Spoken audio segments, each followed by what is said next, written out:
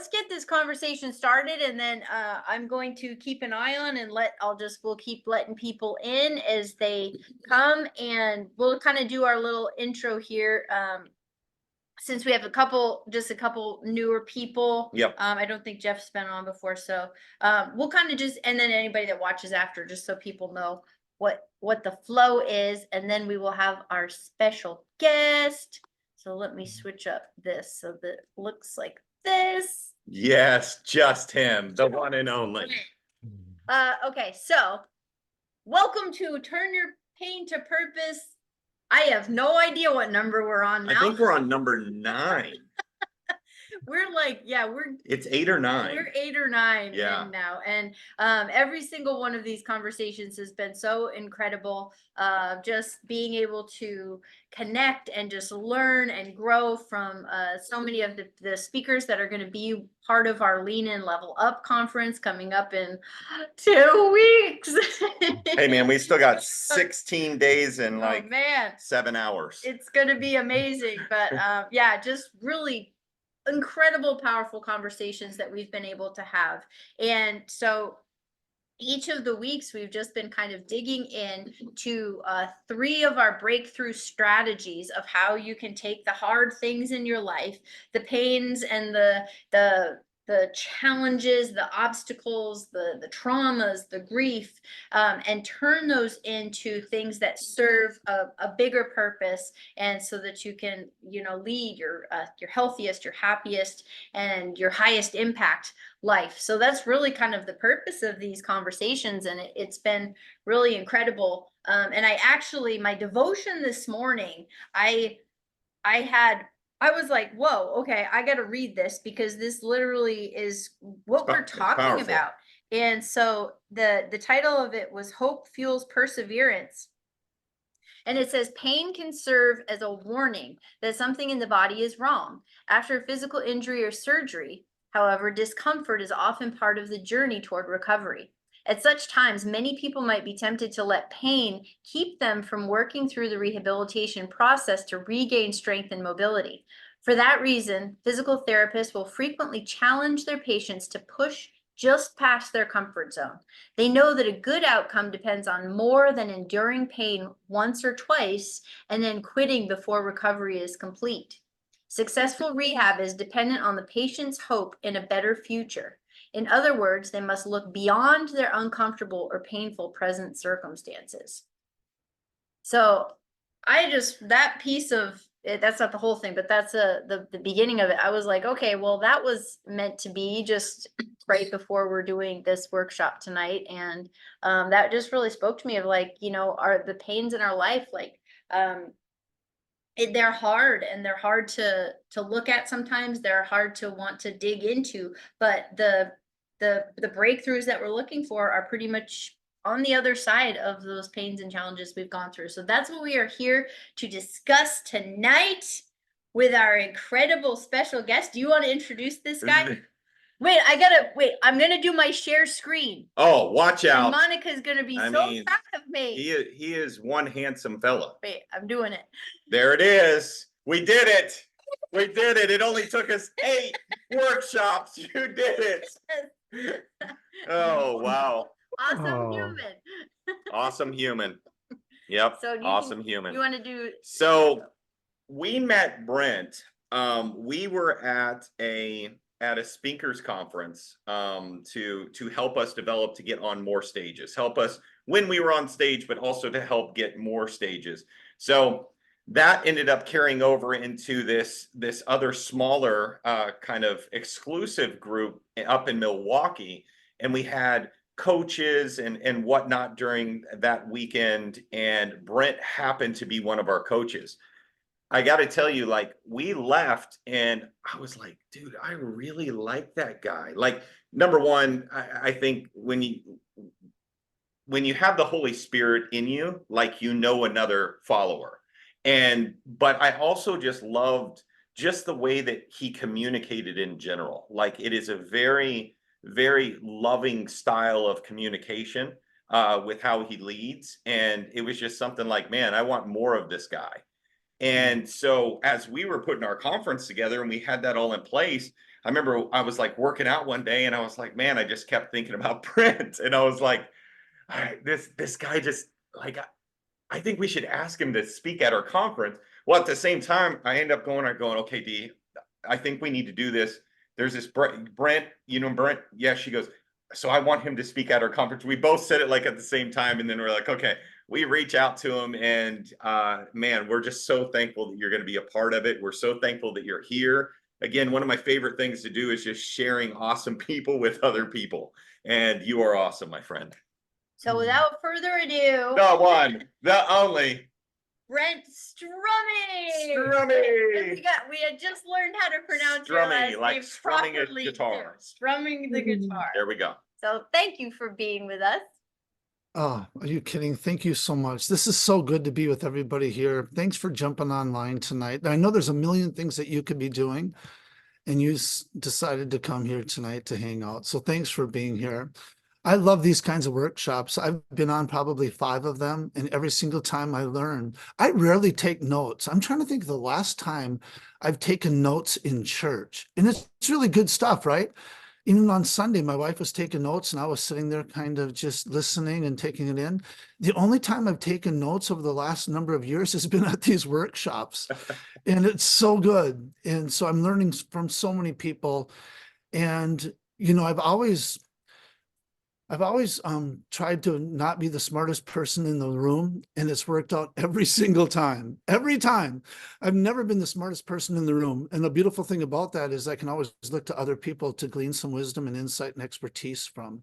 And so I like that. So I'm a consummate learner, constantly trying to figure out ways to live and love better as a Christ follower and just a fellow human being to people around me. So I'm really glad to be a part of this. So thanks so much for inviting me to this circle.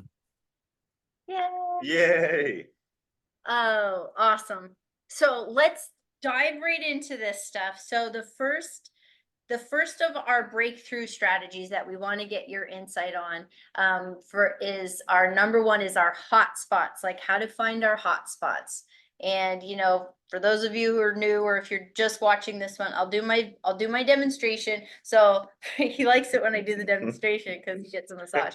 So we always use the example of like when we work out, you can get what we call hot spots, or just these balls of your muscle balls up, and it can be like tension. a tension Yep. point or a trigger point, and they hurt. They're really painful. They're these things that restrict our mobility, that restrict our range of motion. And the way to break up that tissue that's all tight like that is by actually digging into it. And it's going to hurt when you dig into it, but you have to put pressure, usually either massage or my elbow, or, you know, he likes to go at the gym and he rubs on things on the walls of the gym. But it's the whole point is like you have to put pressure into that hot spot, and that's the way that you can actually break it up and release it so that the pain is relieved. So when we're thinking of our breakthroughs and finding those hot spots, and just give us your insight. What is your thoughts on how we find those hot spots, and you know, what do we do with them? You know, it's interesting. Last week, Diana was speaking. She's on the call here tonight. I'm glad that she's here. And one of the things that she talked about was really true for really everybody that was on the call, and anybody that would ever jump on this call, is that we just kind of run away from hot spots or try to figure out other things. Or sometimes we just actually kind of deal with it. You know, it's interesting. I haven't thought of this story forever, but this is a perfect example. I was fishing up in Canada, way up in the middle of nowhere, with 12 high school boys, and we called it the Fishers of Men Tour. And I was with this one guy in a boat, and I was trying to take a fish off, and the hook went through my finger, and it was awful. I mean, I screamed so loud. Grizzly bears are running from the area.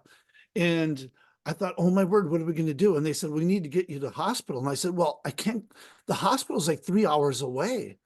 And they will say, what are you going to do? And I said, I think I could just live with this. And they're like, you can't live with the hook in your hand. And I said, I can. And I lived with it probably for half the evening. And after that, I thought, I just can't live with this anymore because it's debilitating. It doesn't allow me to do the other things that I actually need to do. I can pretend that it's not there, and I'm pretty good at pretending things aren't there. And so after a while, we just started cutting with a knife and opening it up, and it's kind of gross. And I know all that kind of stuff. And it felt like freedom to me. I think earlier in my life, it's one of the things I used to do. I would just pretend things weren't there. And I just didn't deal with them right away. And I think what would happen is that I would just get disappointed in myself. And I knew I was disappointing other people. And I hate disappointing other people. And I remember when I was sitting on the beach one morning, it was like 1 a.m. and I wasn't a Christ follower at the time. And I was trying to play hockey for a living, and it was going really well.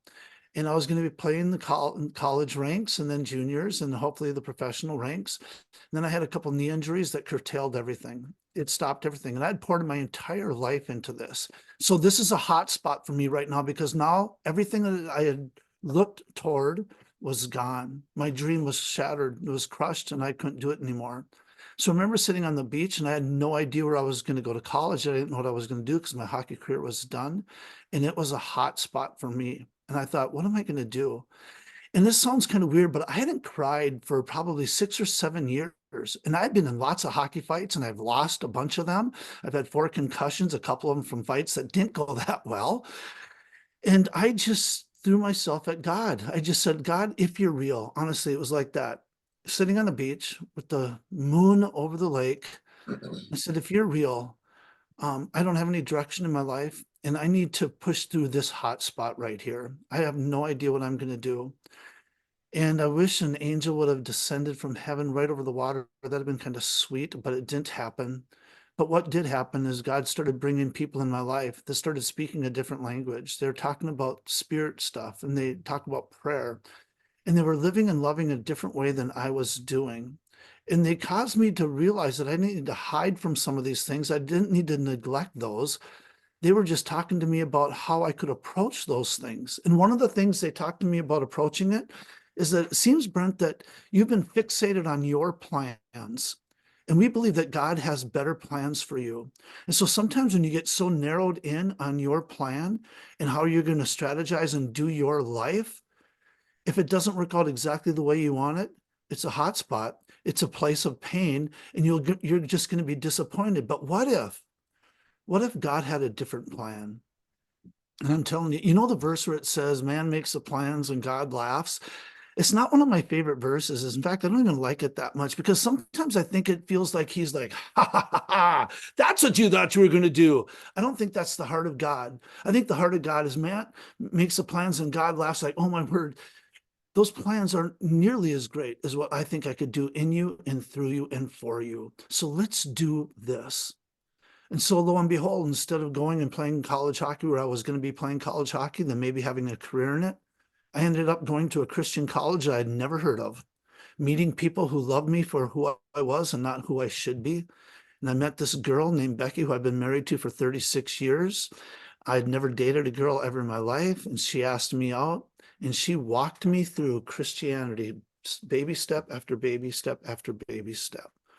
And it was a beautiful thing. So God's plans were way greater. I would take this life over the life that I was trying to instigate and figure out on my own, and I hated it. And so ever since that time, I've just called a spade a spade. If I have something in my life that feels like a hot spot, I just deal with it at the time. I get help from other people, or I ask God to tell me and reveal to me how I can push through this so that I can get to the other side and have a better story being told. And so I don't even care about pain points anymore in these hot spots that happen to me. I'm not trying to impress anybody anymore. I gave that up so long ago. I wish I'd have given it up when I was 25 and 35 and 40. It took a long time for me to give it up and to be honest and real. And just like having this kind of a workshop and even asking that kind of a question, it's such a good question, because so many of us just cover that up or run from it or just learn to live with this terrible hook in our finger. But what it does, it doesn't allow us to live fully alive in the things that God has for us. So that's kind of how I look at my hot spots in life. I've just been able to push through them now that I'm focused on what God's plans are and not what I'm trying to get done on this earth. Yeah, I love that. And I think that's so true, of just like how many people walk around with those pain points and they ignore them, or they don't deal with them.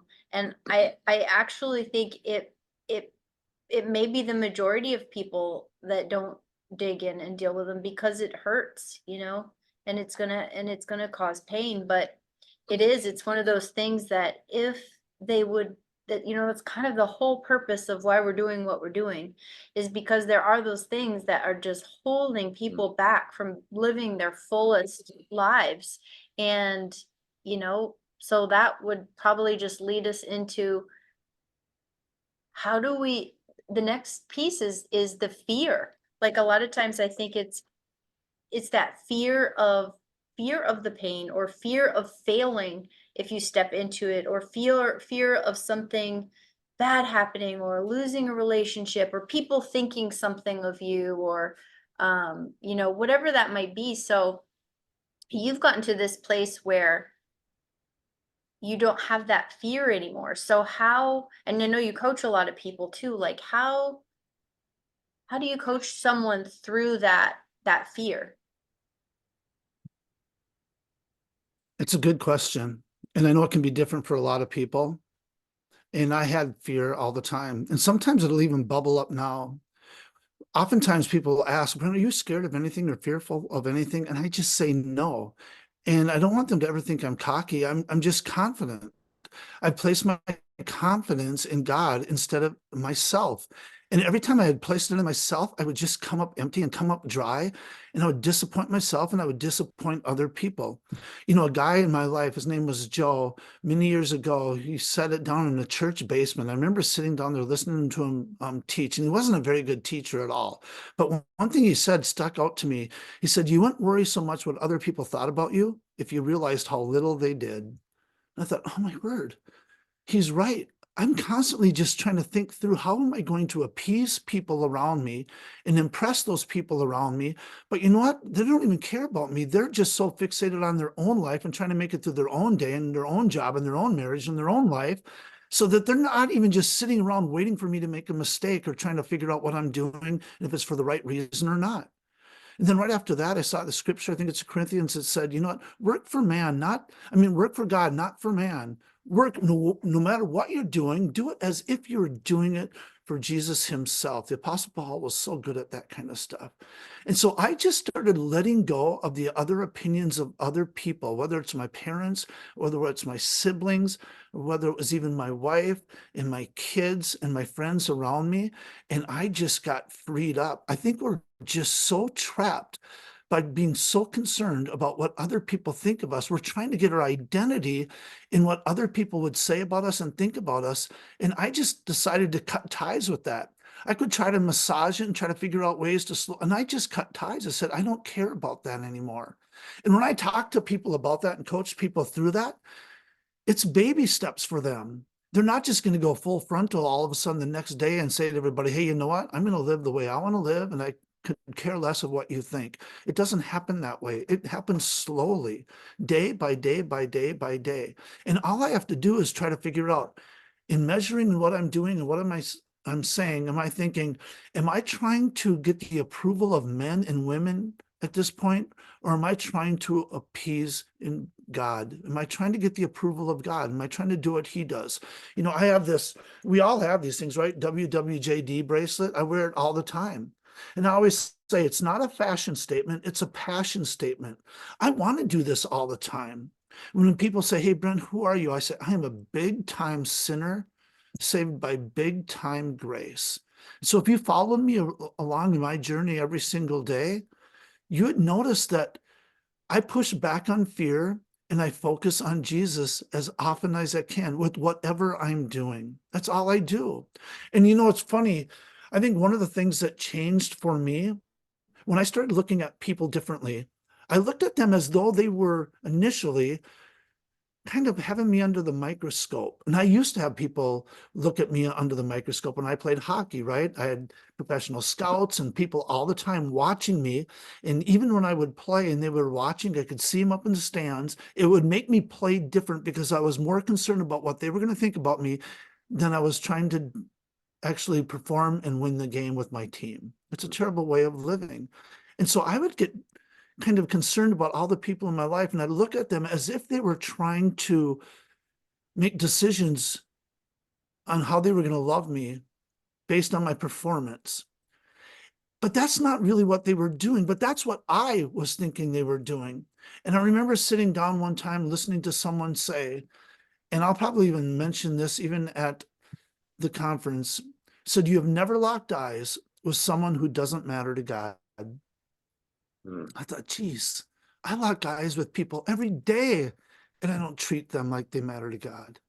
And it wrecked my world. It just did. I get emotional now thinking of it because ever since that day, I don't look at people the same.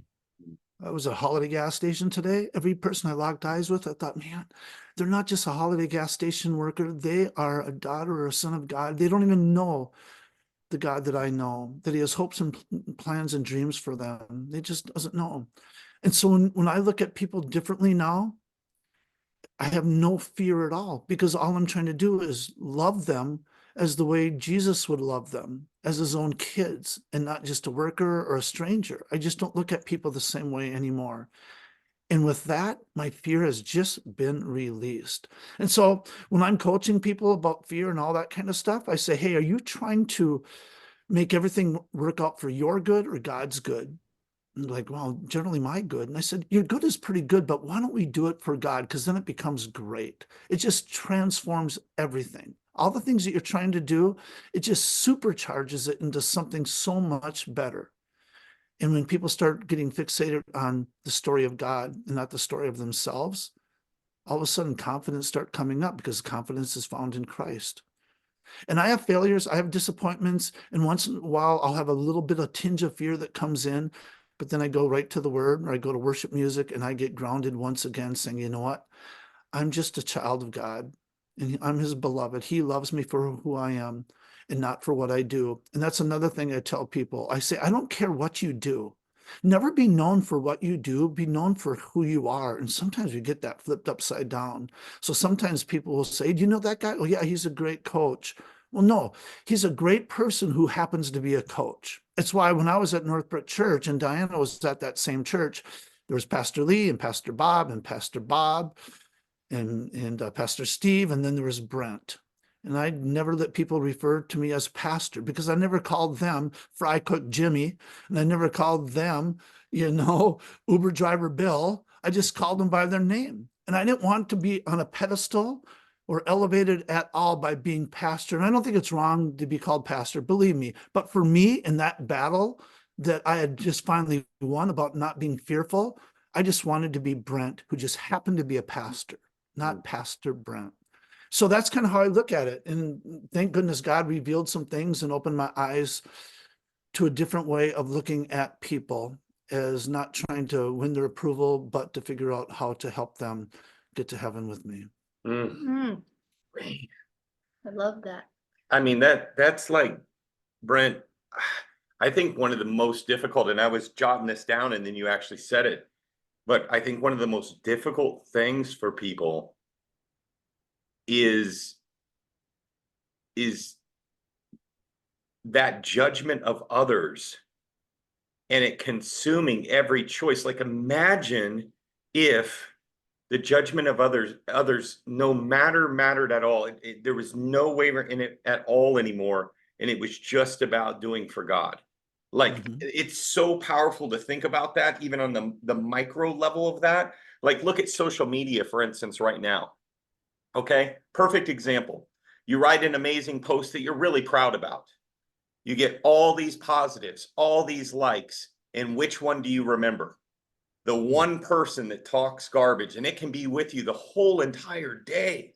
You're worried about that and worried about what that person said, and it's hidden in you and whatnot. When what you're saying and what's so powerful is, it's like, man, I've given that to God. I did my job, which was write that post and be bold in his name or whatnot, and I've given it to the Lord. Now I know exactly who I need to pray for. Yeah, and that's it. I think with that post as an example for me, and this is how my mind has shifted, has been renewed, as Diana talked about, and how I've been pressing into Christ more, is that when I get that one, and I get things once in a while that'll say, why would you do that? Are you trying to gain attention or whatever it might be?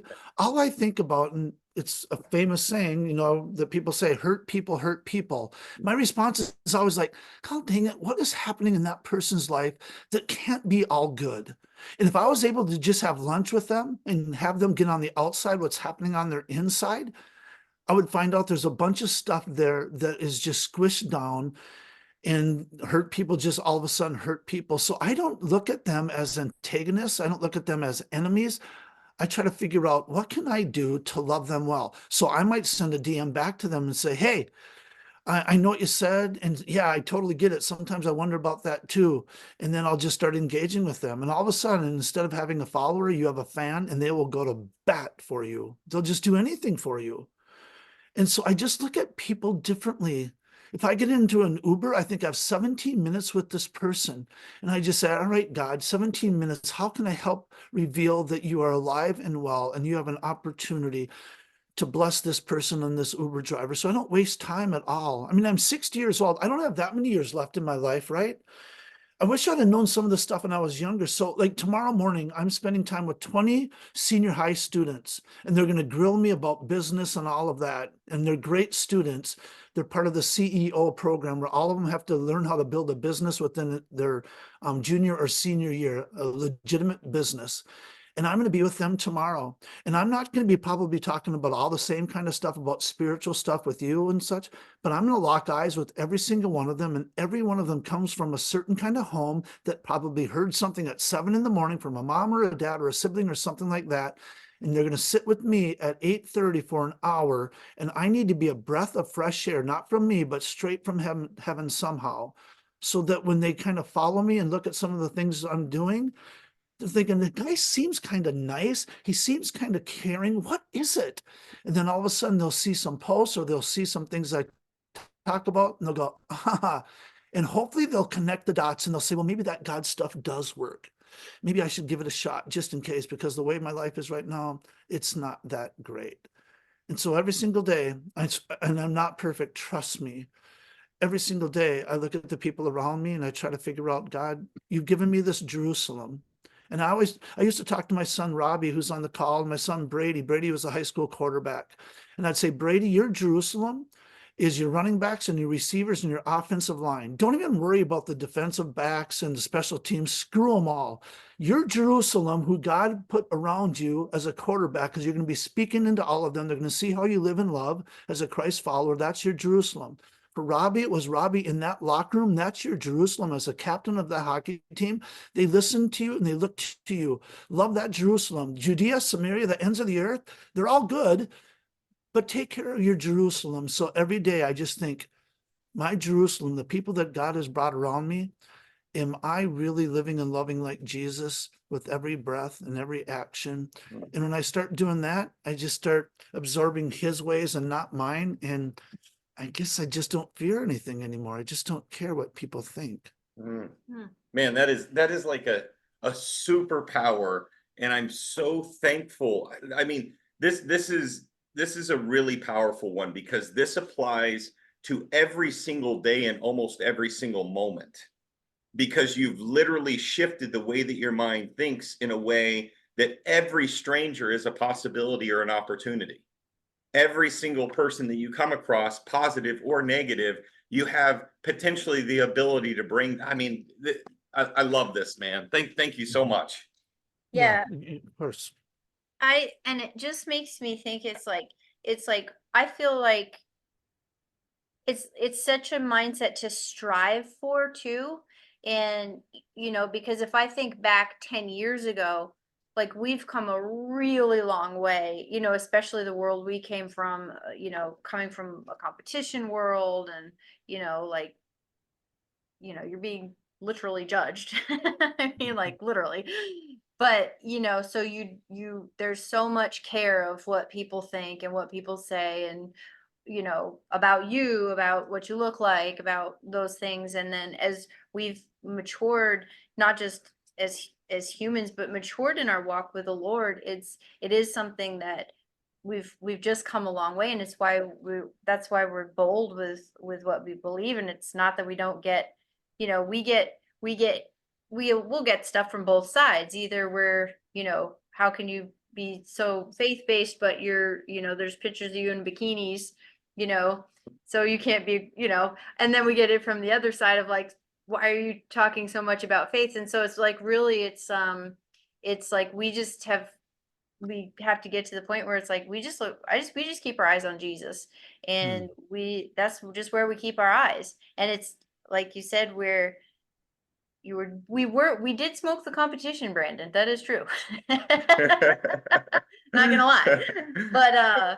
But it's something that it's like an intentional mindset shift, because it can be so easy to get pulled back into it. And I kind of have to do the same thing if I find myself getting pulled into that, and I have to just get back to the quiet place, and I have to get back in prayer, and I have to get in the word, and I have to apologize for a spirit of offense that rises up in me, and forgive, but then also be like, I have to stay obedient. And it doesn't matter if it doesn't matter what anybody says, as long as I know that we're being obedient. We even had a situation just a couple of days ago where someone, we're meeting a lot of wonderful people, but someone who told us, oh, well, you shouldn't actually use the word faith in your marketing, because you're going to turn people off, and you're going to lose people. And it was like,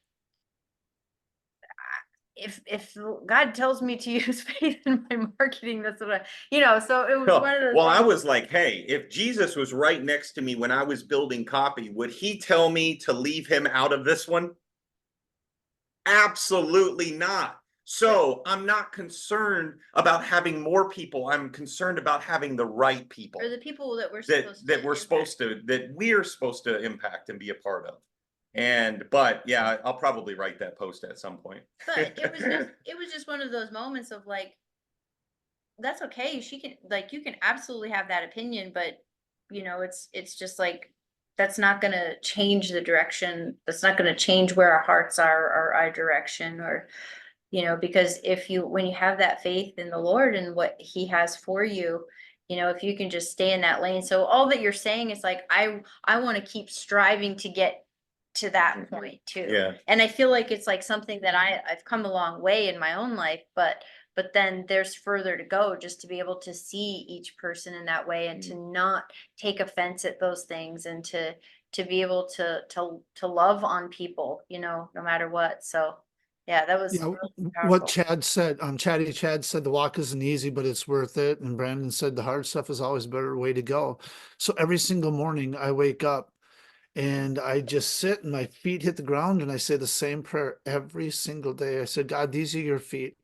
Take me to the places and people I would never venture off into on my own. And God, these are your hands. And I hold them up and I said, have these hands help me to heal people and to encourage people that I would never imagine seeing or healing today. And so that's what I do. So I try to give it to them from the very beginning. After we get done with this call, I'm going to hit the gym. I usually try to do it in the morning, but I'm going to hit the gym tonight. When I walk into that gym, I mean, everybody on this call, if you just lived in that way, where you say, I've never locked eyes with someone who doesn't matter to God, all of a sudden the perspective of the person running next to you or lifting next to you, it's just different. You see them through a brand new lens, and that's a beautiful lens. And that's exactly what Jesus tried to do with his disciples. He tried to say, these people aren't the enemies.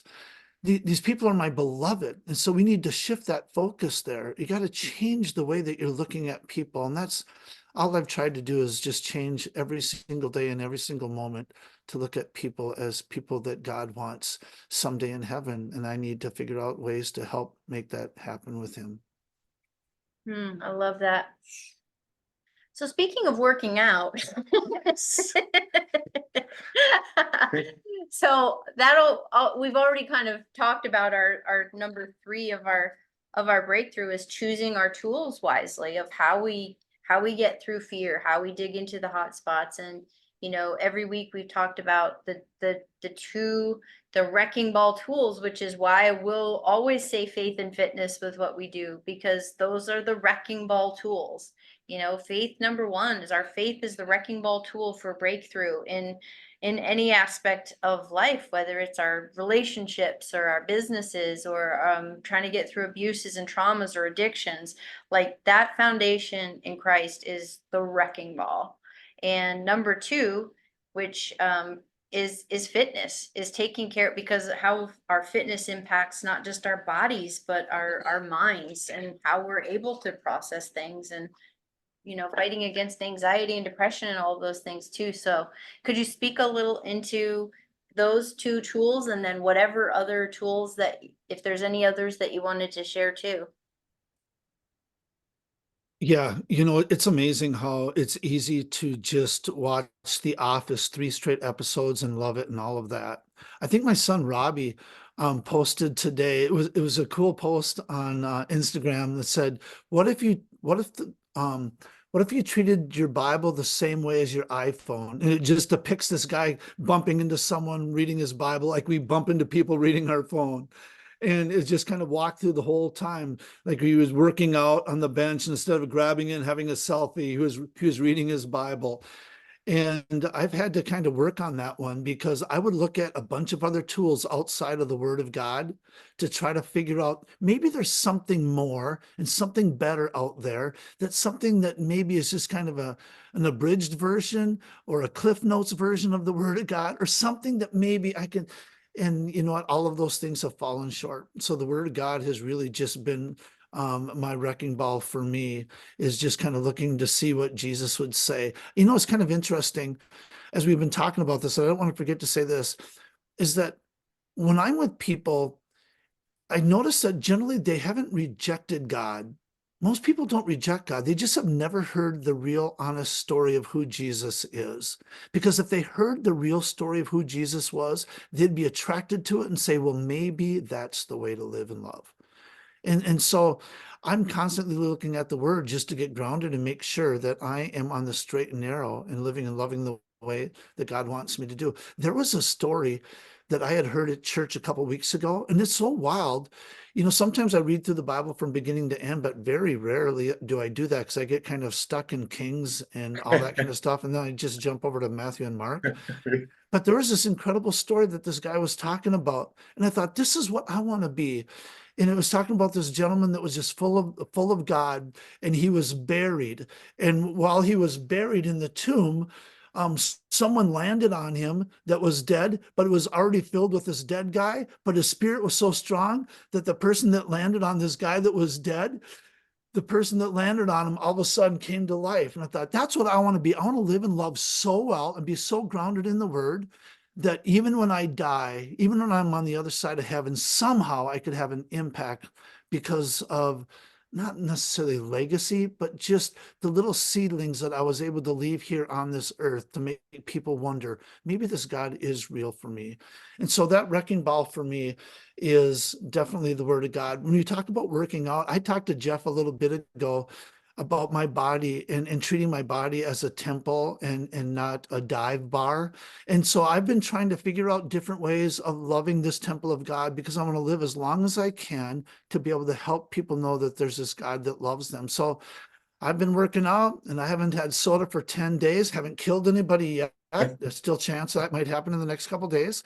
And so I'm getting healthier and healthier just so that I can be at my very best to be able to give my best to the people around me. And so it's become a wrecking ball for me, just my physical side of things that I never used as a wrecking ball at all. I used it as a tool to try to get somewhere I wanted to go, but now I'm using it as a tool somehow that God could honor and bless it in a way that I won't even see on the side of heaven, maybe. Yeah, I love that. And I even think of it as like, when our faith is really strong, I think it's just kind of a natural, like when you realize how much of a gift, like your body and your health and your brain, because I think people don't realize that enough, of like, you want to prevent as much disease as possible and have a healthy brain so that we're able to be as effective and efficient. Like, it's taking care of this gift. So I think it's like when we can really lean into the Lord and just, it's like, and he reveals to you, hey, like you got to take care of this thing. This is like one of the most amazing gifts that I've given you, and you only get one, and he's made it so that we can live more effectively and efficiently and more productively when we take care of this thing. So I think it's like, that's why it's like, okay, here's number one, but I feel like it's kind of like it's like a spillover of when this is strong. It's kind of a natural byproduct that, well, yeah, I got to take care of this body and this brain so that I can, when we're sick or when we can't use our bodies well, that's a distraction. It can be a distraction from the things that he has for us. So, and not that it's easy, but I think it's like when that kind of clicks, and that clicked for me years ago of like, I am not taking care of this thing. And it's leading me in this place where I'm not feeling well. And when you don't feel well, then all you can think about is not feeling well. And so it's just, that's why it's kind of that connection of like, yeah, let's like lean into your relationship with the Lord, take care of this vessel so that you can just be your best, whatever your best looks like, for what he has in store for you. I think Yeah, one and other thing go too. ahead. Go ahead. No, and I wasn't going to put Jason on the spot, but a lot of people hadn't been on the call yet. But Jason has lost 118 pounds, and he's a client of Micah's, and Micah's helping him with that. I would imagine, Jason, you don't have to say this out loud unless you want to. I would imagine as you're losing that weight and this tempo is getting better and better, that it just all of a sudden increases your confidence and you want to actually get out and serve and help and do things with people, huh? Oh yeah, it affects everything from my personal life to my professional life, and definitely it's a mentally clarifies. I mean, you get a better focus. A lot of people don't know my story, but Micah does. I was in a real bad place right before one of his clients kind of literally saved my life by a social media post. But getting your body back in shape, it's a complete game changer. And Micah is the whole reason I'm still here. I love it. Thank you, Jason. Go ahead, Micah. We get to travel a tremendous amount, and one of my very favorite things to do is go to new gyms wherever we go, because a gym to me has similar aspects to a church in a sense. We're there to heal. We're there for community. There's a sense, and so I go into these gyms and I meet all these people all over the place. And I'll tell you, when you get yourself healthy and fit, the people that are most scared to go into the gym usually are the people that are intimidated by it. They're not in that shape that they want to be in. What they don't realize is a majority of people that are fit are the people they need to be around and they need to talk to, because those people aren't judging them. Those people are the ones that would spend an hour talking to them about how to change their life at a gym randomly during a workout.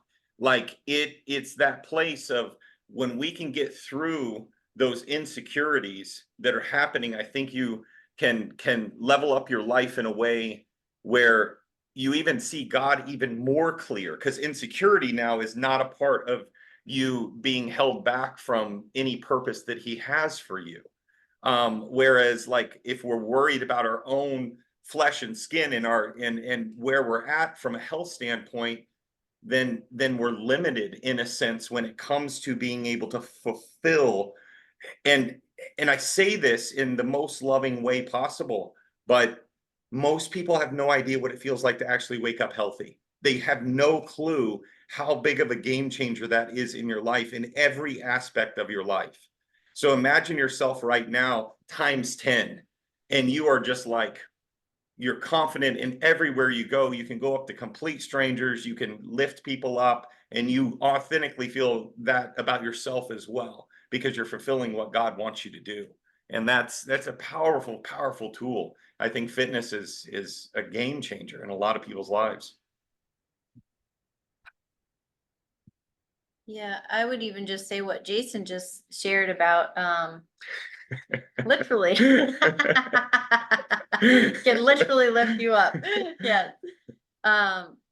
That's one of the reasons why Micah is up at 2:30, 3:00 every single morning doing his posts. And I never know what he's gonna post. Like some days I go on there and he's like there's some picture of us like on a beach. Like it's like I love it. I'm like, oh boy, again. It was one of those mornings. I'm hoping for but- some action later in the day. That's married life, folks. But You gotta do what you gotta do. when he's not posting about that stuff, and it's, but that's why he does it, is because of people like Jason, that you don't know if it's going to be that one post that they read that could literally be a lifesaver for them. It's just that one word that they needed to hear to shift their mind and to help them make a change. And it's literally what, like, we thrive on, is hearing that. And it's like, I hear that, and it's like, that's what makes us want to keep doing it. And that's what makes us want to keep pushing forward. Cause we want more Jasons. We want more people to experience what Jason is experiencing. And, and we want them to know that we see them and we're here for them, so. Brent, and I know you're kind of like this too. I really enjoy pushing people beyond their comfort zones, because when we get beyond comfort zones, we have growth, right? They'll keep themselves in that pocket, and then they're there. They're just standing in the water. They can't get out of it.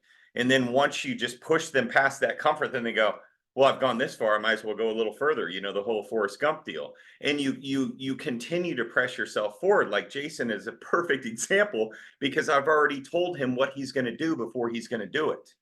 And I'm going to go, what is our next step? Well, you're going to go to the retreat, and you're going to get on our transformation stage at the retreat, 170 pounds down. Now it's in his mind. Now it will happen. Oh, it's happening. It's happening. And he's going to go up there, and I don't know if he's wearing a Speedo, or I don't know what's going on. I didn't say Speedo. I didn't say Speedo, but if he wants to do that, that's like, we are in Mexico. So, but it's just amazing what you can do and just fuel that into people. But I love Brent, how you're living your day to day and choice to choice, and that prayer. I'm going to have to get the whole thing, because I'm going to be, the best copycat in the world. And I may literally say the exact same words, because that's exactly what I want too. Yeah. I just want to say just another, because Paula's face is right next to Jason's on here, and just a different story. Oh, cat, we got a cat. Yeah.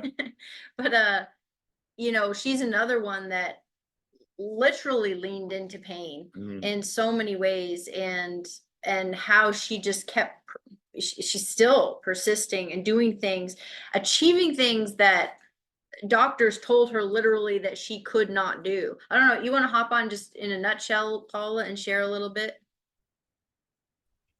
Yes, I actually have an autoimmune condition. It's at the end stages.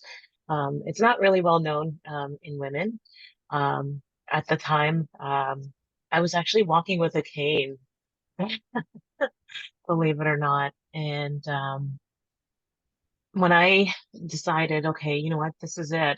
I'm gonna do something to get myself better. Like, I've never had it better. Like, I feel pain every single day. It's an inflammatory disease. It's at the end stages. I lose mobility. I already have bone fusion. When I went to them and said, you know what, I want to transform my life, I'm going to do this program. It's called Hitch Fit. They said to me, well, you know what, we would advocate exercise, but this is not physically possible, not for you. And I thought, well, they would advocate, like, yes, getting active, but, you could try, do what you can, but, the only expectation we only got for you was maybe lose about 5 pounds or so. And I put my faith in there, and I thought, you know what? If I could put my faith into something I can't see, like weight loss, you can't see the weight loss. Eating healthy, you can't see that right away. So I decided to put my faith out there and go, you know what? They're saying I can't. I think I can. And I went with it, and I never turned back since. Look at those arms. I mean, look at her arms. Yeah, I Sorry, lost stop about looking 50 at them. They're pounds. muscular and awesome. Never turned back. And even with that challenge, I do have hip dysplasia as well on the left hand, the left leg. And I still keep going because I feel a lot better. It was like wearing foggy glasses all my entire life, but then getting rid of the fog by eating better and exercising, I feel like I don't have this autoimmunity. I went from 4 medications down to 1. And when they saw me, the doctor says, "Oh my God," she called all the other fellows. "You gotta see this. You gotta see this. This is so crazy. This girl's more fit than me." So it's amazing. So awesome. I got really excited when I figured out that God, when he created us, he put like a pharmacy within our muscles. And the only way to release those were to like contract the muscle. And so I was like, man, I'm just going to lift dumbbells and eat chicken. And I'm going to just feel good all the time. And I've pretty much done that for 26 years. Awesome.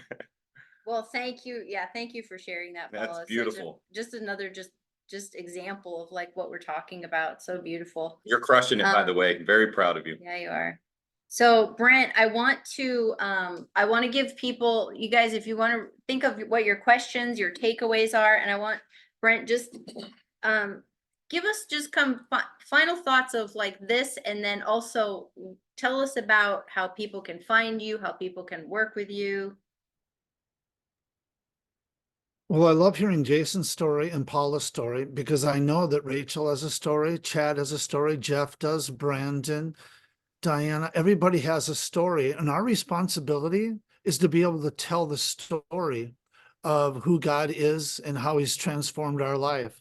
And so think of the different opportunities and situations, even like Rachel. I don't know exactly what Rachel's life is like, but just think if Rachel decided, you know what, I don't want to run. I don't want to go on a treadmill. I don't want to bench press, but I wouldn't mind walking around the block with 2 people and walk a mile once a week with those 2 people. Her responsibility isn't to lose weight or anything like that. Her responsibility is to tell the story of God to 2 people that probably need to hear someone like her tell that story. And so wherever I go, I'm just trying to think through other people have stories. I mean, you challenged me tonight. So when I'm at the gym tonight, I know it'll happen. I will walk a couple miles and then I'll run about 3 or 4 miles. And I know people watch me run and things like that. And there's some really shredded guys in there and gals in there. And I might even tonight go over and say, hey, I haven't been able to lose this last 5 or 6 pounds. What do you think I should do? And they'll say, well, here's an idea. Walk a half a mile and run 5 miles. Stop walking 3 miles. And they'll probably, and I'll go, oh my word, I'm going to do that. And then I'm going to do it. And the next time I see them, I say, hey, I lost a pound. And that's because of you. And they'll laugh and such, and we'll build up a relationship. Again, that's my Jerusalem. Just always be on the offense with this power of God that you have in you. Don't be on the defense, be on the offense. That's where all the action happens, when people make a move. And even at the conference, I don't even think I've told Micah and Diana my title yet, but it's called A Miracle in Motion. And I think God honors people when they are on the move. He looks for people that are sedentary. He looks for people that are actually on the move. And that's even into relationships, whether it's physical, whatever it might be. He's looking for people on the move. So I just want everybody on the screen to be able to tell your story of what God has done in your life, and then figure out ways how you're going to tell that story to the people that are around you in your little Jerusalem. How you can follow me and find me. You can follow me on social media. It's just at Brent Stromme. You can follow me on Instagram, or you can follow me on Facebook and LinkedIn if you'd like as well. You can go to my site, brentstromme.com. You can kind of see who I am, what I do there. As of speaking, we talk about 5 words in. That's one of my other businesses as well. And I work with entrepreneurs and creators and creatives, helping them kind of get over these hurdles about fear and insecurity, and realizing that God might have a bigger plan with their business. And so I try to encourage and be a cheerleader for people to help grow their businesses. And we meet every Thursday, once a week. And we just talk about business and we talk about life, and we form this incredible community. I love the people that it's one of my favorite hours of the entire week at 5 words in. And so you can follow me at 5 words in as well too, if you want to, or send me a message on any of those things. And I would be glad to answer any questions that you have that you're not able to ask here, or choose not to ask here. That's totally fine. Love that. And if you, I'm going to share my screen here, but if you want to just type that into the chat, I'm gonna do a share screen again. Yes. So, yeah, and we'll do this real quick, and then, you guys hang on to your questions and your takeaways, and I want to hear a little, I'm not good at showing the slides while we're talking. I just like seeing people's faces. But the conference that we're talking about, I know a few of you that are on here are already planning on being there and coming with us. If any of you are not signed up to come yet and you're wanting to, we would really love you to join us. It's just such a powerful event. I'm like, every day that we get closer to it, it's like I kind of just moving into this space of like, wow, this is going to be powerful, and I'm just really excited for those who are going to be with us to experience this and experience it with us. So to get your tickets, it's at leaninlevelup.com, and then I've got a little bonus for $50 off, and with the coupon code LEAN for the next 48 hours, that coupon code will be active if you want to grab your tickets. And we have another Yes, I love bonus. bonuses. So bonus number 2 for can you guys see this, or is the little pictures blocking it? Okay. So bonus number 2 is a full year membership. Whoa, is that right? Did I get that right? Is that a typo? Full year membership to 5 Words In for you and a friend. Wow. That's amazing. Well, can you tell a little bit more about what that, just share a little bit more about what that looks like. Well, when you become a member of 5 Words In, we send you a free car. So that's pretty exciting. So and all you got to do is come to the conference. Yeah, I mean, it doesn't have an engine in it. It's kind of rusty, but you get something. Not quite like Oprah, right? It's a Matchbox. It's a Matchbox car. Yeah, exactly. Thank you, Jeff. I need that kind of thing. What it is that when you're part of the community, you get to jump on the weekly calls. You get 52 weeks where you get to just learn and listen and glean wisdom and insight, some from me, but some from all the other community members. And you get to be a part of a really cool group of people that are helping you grow this business that you love and start a business maybe that you love, or figure out different ways to do that. And then you get to be a part of the newsletter with me. And like tomorrow night, we have a guy that's going to be sharing the screen, and our pro jam is called 5 Words In Pro Jam. And so once a month we have a pro, someone that's really killing it in whatever industry it might be in, and you get to be a part of that as well. So it's just a really good community of like-minded and like-hearted people that speak the same language of, how do I start a business? How do I build a business? How do I turn this passion project into something where I can make a profit? And a lot of people in this world who are creators and creatives, they're so passionate, but they don't know how to take it to the next level. So they just stop, or they don't realize that they should get paid for their incredible gifts that God has given them. And so I created this community to help them get to that point, so that they can actually make a living from it, or a side hustle or whatever, but they can utilize their gifts and keep doing that to their end of days. So thank you for letting me share that. I love that. I mean, I'd hang out with you for a year. That's awesome. I'm going to the conference. Yeah. Yeah.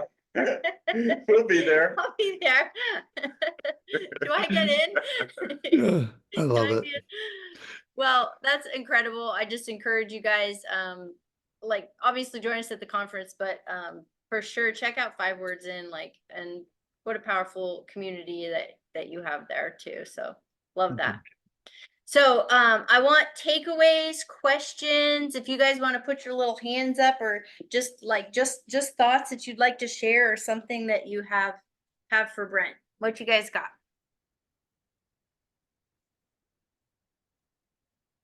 Whose hand is that? Do you I mind have to see. Do you mind? Oh, I'm so sorry. That's okay. I You're forgot okay. about We'll the go Diana. hand. Whoop. Oh, go Diana, and then Chatty, you can go after. Okay, everybody was jumping all in at once there. Well, Brent blew my mind. If anyone was here when I was here last week, I jam on emotions, so like you guys geek out over like muscle lifting form and stuff like that, or protein shakes, and I geek out over like, how do our thoughts lead to our emotions?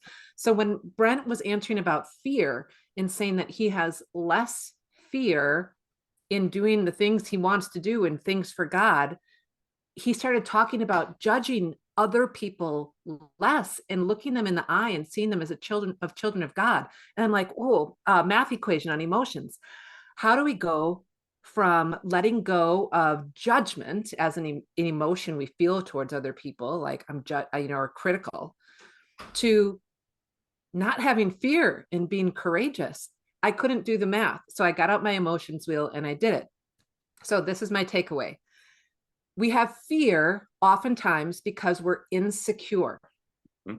That makes sense, right? And we are insecure when we're judging ourselves. That makes sense. When we're judging ourselves, you better believe we're judging other people. We have an attitude of judgment towards God's children. So that is the connection. If we're willing to stop judging other people, we will feel more confident in who God created us to be, because we're letting go of our judgment of God's children in general. And when we can see ourselves as precious children of God, who he created for a purpose and is speaking into and fueling to go out and do great things, then we get to let go of our fear. So I'm very excited that I got to do the emotional math on that and make it all make sense.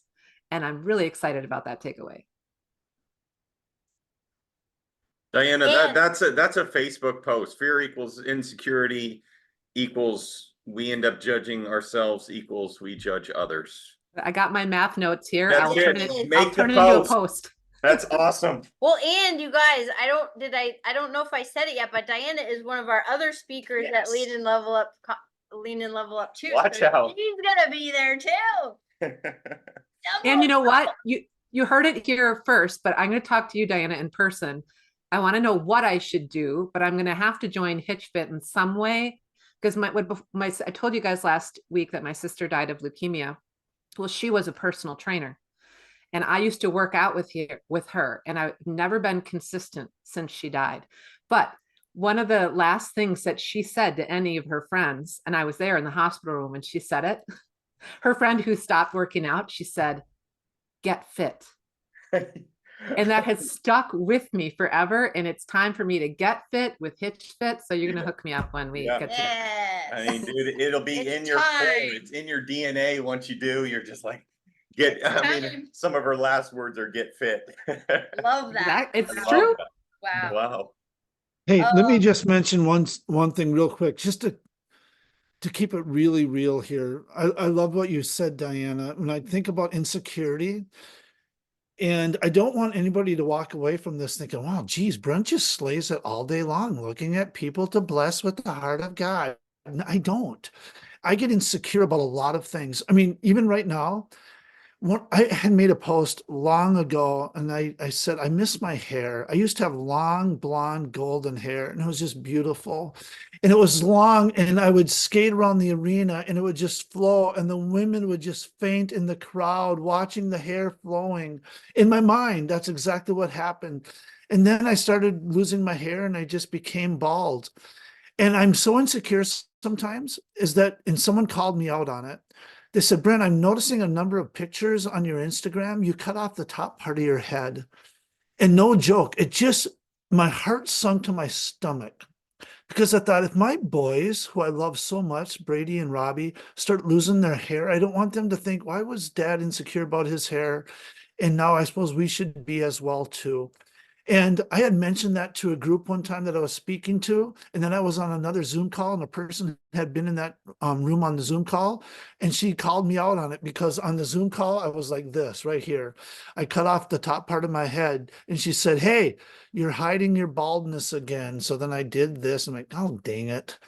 And so I'm just keeping it real. I miss my hair. I miss some of those kinds of things. But when I say those insecurities out loud, it allows other people to start saying, "Oh, you know what I'm insecure about?" And I'll say, "What?" And they'll tell me. I'm like, "Are you kidding? People don't keep score on that stuff." And they're like, "Well, so nobody's keeping score on my hair, right?" I mean, it's easier to not keep score now. But anyway, I loved what Diana had to say, because I think that's just a huge thing, the insecurities of all of us. We're all just insecure. So thank you for sharing that. I like the bald. Yeah, I mean, It looks good. dude, there's But what are you supposed to bald say? with big muscles, and What? no one even cares about I mean, bald. it's the truth. Yeah. I mean, most of the action heroes like don't have hair. Think Yeah, about it. I know. I look just like The Rock I mean, you Nick, do. you're one from the workout neck away. up. One workout away. Right after this, we're gonna go turn into the Rock. All right, Jeff, you want to unmute yourself and share? Yeah, I just wanted to, I mean, I've known Brent now for what, 2 years? About 2 years now, Brent. And just seeing him on here, the only time I've seen him is when him and I have a conversation or on 5 Words In, right? So I haven't seen him in any other setting. So this was my first time, and you're just super consistent. That's the thing that I think is, I mean, this comes into working out. I used to work out a lot, and I like to use the excuse that COVID came and I just got lazy. So, but consistency was key when I was doing that, right? Like when I was overcoming some of the trauma things that Brent knows about, consistency was key. But Brent, you are absolutely consistent, right? Like I don't think I know anybody else that's as consistent as you. And yeah, man. And I really wouldn't worry about the bald thing. I sit in the back of rooms at conferences because I think everybody isn't looking at the speaker, they're staring at the back of my head. So, I get it, dude. Don't worry about it. But yeah, Thank it's you. just good to see somebody that works in the industry is it. I don't think I've seen anybody as consistent as you. And I really just appreciate it. I appreciate seeing that. It's a good example for me as a man and as a dad. So yeah. Well, thank you. Love you, brother. That's really kind of you to say. Thank you. Diana, I actually do think about Brent's head, and God gave him a really beautiful round head, because there are some domes that don't look right, and Yeah. yours looks really good, man. And you got really bright white teeth. I mean, it is what it is. You look You good. look good, man. Yeah, well, I started whitening my teeth or just making sure I brushed once in a while so Okay. that it would take the focus off my head and onto my teeth. This brushing teeth every once in a while shower thing, we're gonna have to talk about that. Yeah. Paula, what you got, Paula? Just a takeaway that thank you so much, Brent, for basically pointing out those words are going to be stuck with me even as I work, as I do work with the general public. No one has ever locked eyes with someone that doesn't matter to God. Like that breaks down every sort of barrier that you would have as in terms of a prejudice towards somebody. If they're angry, they'll come to me angry sometimes. Some clients, they'll come to me with something or it just breaks everything down and go, oh, it makes you really do look like, my gosh, that's right. This is somebody who is also my brother or my sister because we're all children of God. So thank you so much for that, because that really changed my perspective, and especially with dealing the general public, those people, just like you said, God has dreams for them, for their lives, but they just don't know it. And at the same time, it was so heart-wrenching, but those words will stick with me. Thank you so much. Love that. Man, I love that. Well, thank you for sharing. And you know what, Paula, you just saying that the way you said it is so good. The prejudices that we have, I think a lot of us have people groups that in one breath we'd want them to be in heaven with us, but sometimes that people group is just so annoying and so infuriating that I'd rather just have the earth swallow them up so I don't have to deal with them anymore. And that's called sin. And so that's such a great, powerful thing that you just said there. And it just made me think, as soon as you said it, it made me just think instantly, do I have people groups or any kinds of people that I write off? And I can't do it. So Paula, thank you. That was really. Yeah. Thank you, Paula. Oh, awesome. Well, let's does anybody have anything else to share or takeaways or Chatty, what you got?